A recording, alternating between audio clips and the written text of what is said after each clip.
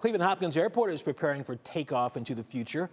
A $1.1 billion expansion will transform the terminal, modernizing the way passengers travel in and out of the city. This is so needed for the city. But long before jet bridges and TSA lines, Cleveland was already leading the way in American aviation.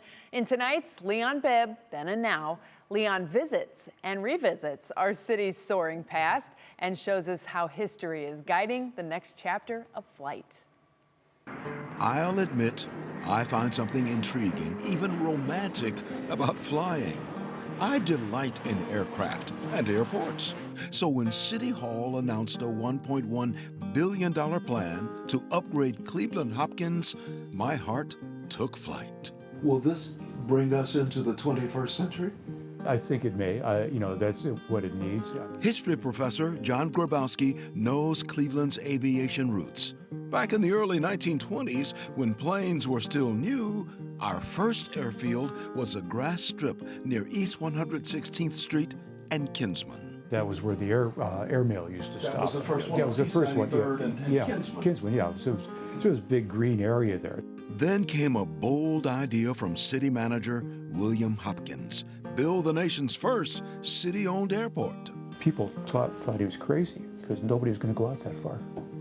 Because it was far It was 9 miles from the city. On opening day, 100,000 people packed the roads to see planes and America's first airport control tower.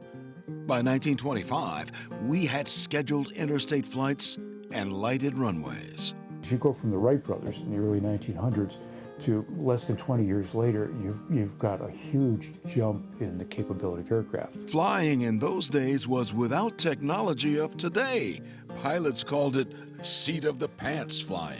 When you're looking at the top of the hotel on Public Square, the Cleveland Hotel, and it says Cleveland with an arrow pointing towards the airport. Oh, it's that way, yeah.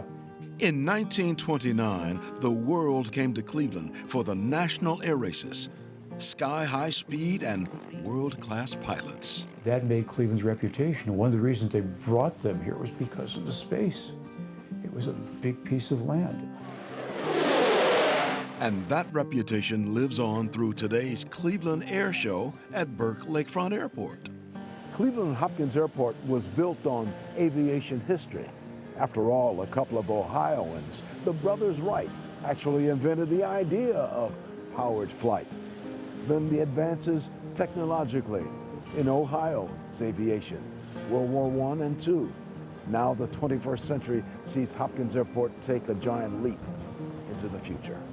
The redesigned terminal, glass enclosed and modern, will welcome travelers to a city looking forward.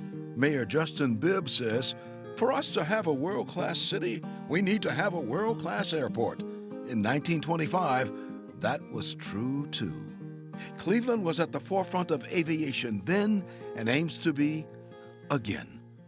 For 3 News, I'm Leon Bibb.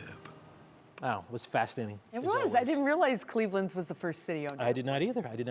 Now, up first, more parking. A new gold lot will add 1,600 spaces next year. That's right. We have the red, the blue. Right. Go gold. There you go. That's the fancy That's one. the way to go. That will be followed by a $301 million new garage. The new terminal should be completed by 2032.